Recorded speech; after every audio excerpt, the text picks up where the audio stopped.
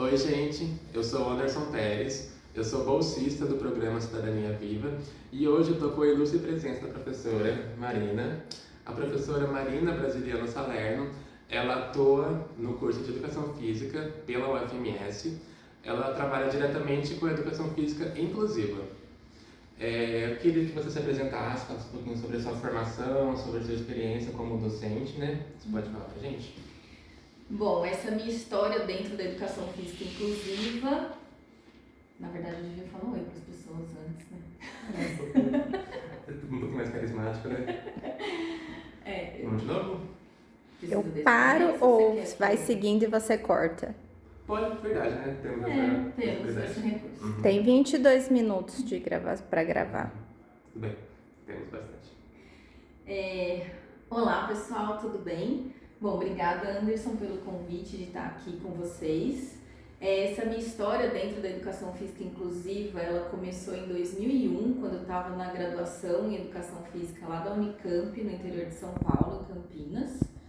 Então, toda essa trajetória fez com que, desde a graduação, eu trabalhasse com esse foco, né? Meus estudos, a pesquisa, sempre se voltasse para a educação física inclusiva.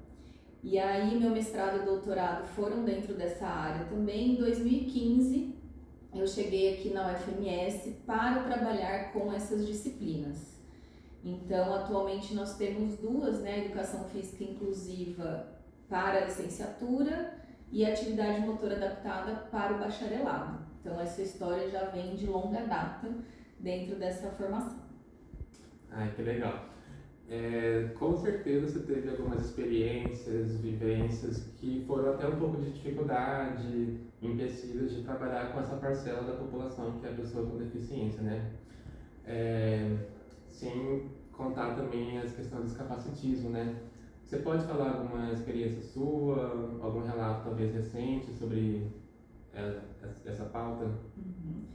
É interessante observar porque como eu estou já há um bom tempo trabalhando, né, então as minhas experiências iniciais dentro da graduação foram com o esporte adaptado, com handball em cadeira de rodas e 10 anos trabalhando na escola comum. Então eu trabalhava com o processo de inclusão dentro da escola. E aí eu observei muito a chegada das pessoas com deficiência, as matrículas que começaram a ser crescentes na minha experiência, principalmente de 2008 em diante, né, foram crescentes. E aí os desafios, eles estavam muito mais relacionados aos espaços físicos não acessíveis, a dificuldade de ter materiais para atender esse público num ambiente inclusivo, né, com pessoas com e sem deficiência. E da minha parte, né, a minha atitude sempre foi pensar a educação física de uma maneira inclusiva.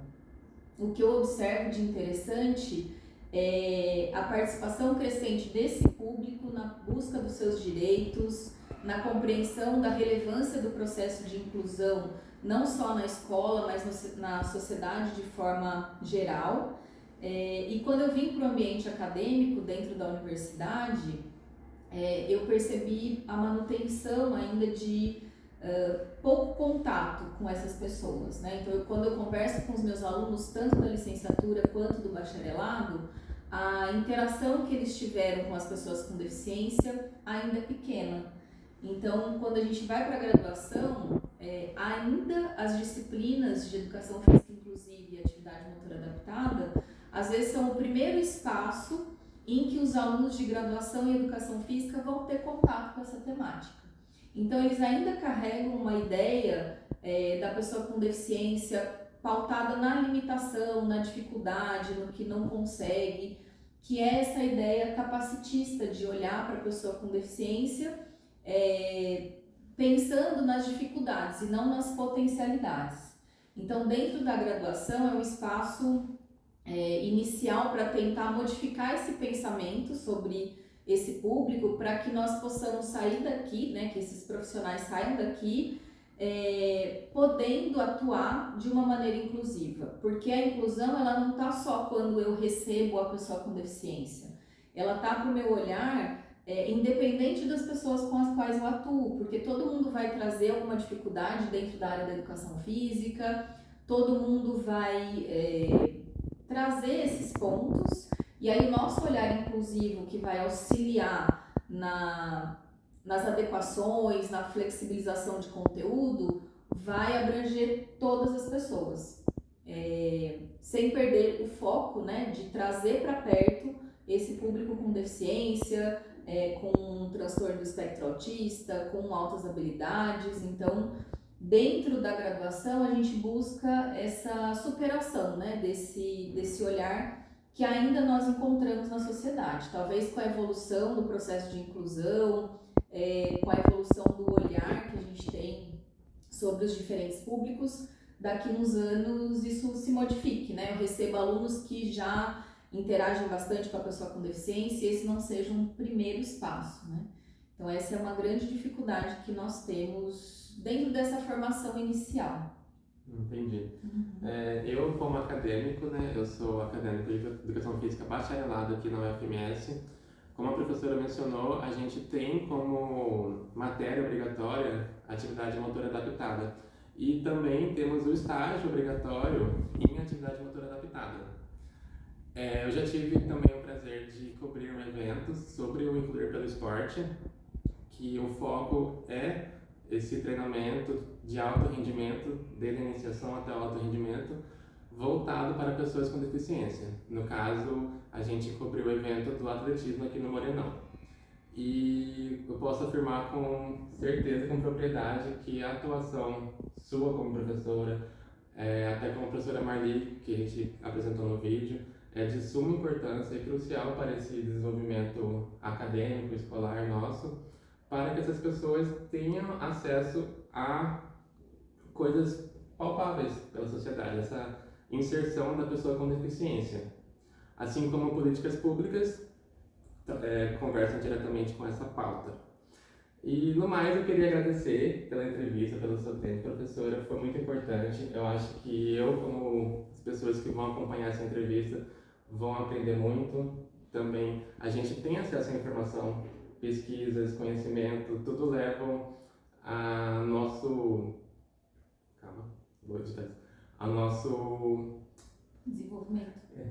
desenvolvimento como pessoa e também saber como tratar fora do preconceito, que seria o capacitismo, né? Então, muito obrigado pelas palavras, né? Eu admiro muito o seu trabalho, você como pessoa, e muito obrigada. A gente tem que voltar para falar das instituições. Verdade. Vocês vão fazer um fechamento rapidinho para não perder? Tá. E até a próxima. Muito obrigada.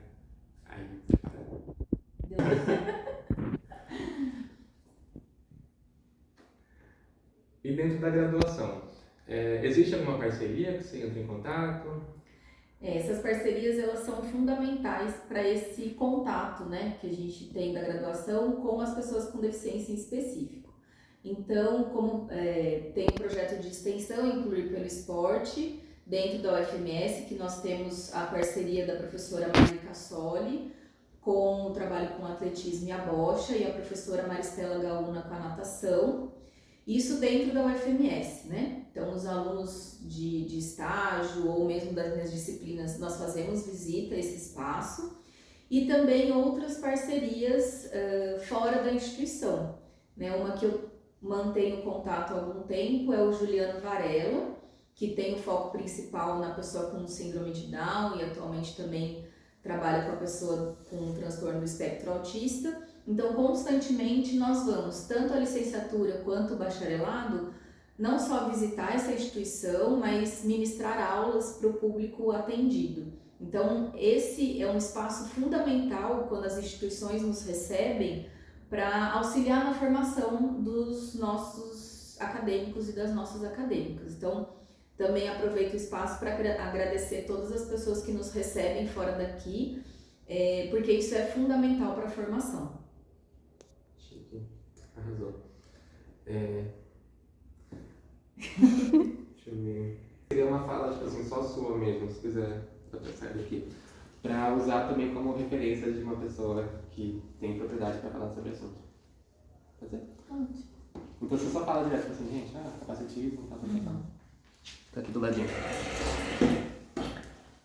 Bom, então a questão do capacitismo é um conceito que a pessoa tem, uma ideia que a pessoa tem sobre a pessoa com deficiência que a inferioriza, ou seja, tem a ideia de que essa pessoa com deficiência ela não é capaz ou ela só vai ter os direitos básicos garantidos e não acesso a outros espaços da sociedade. Então, quando a gente olha um atleta paralímpico, pensa, olha que bonitinho, ele chegou ali e ganhou uma medalha, quando na verdade a gente ignora todo o trabalho que existe para a pessoa estar ali.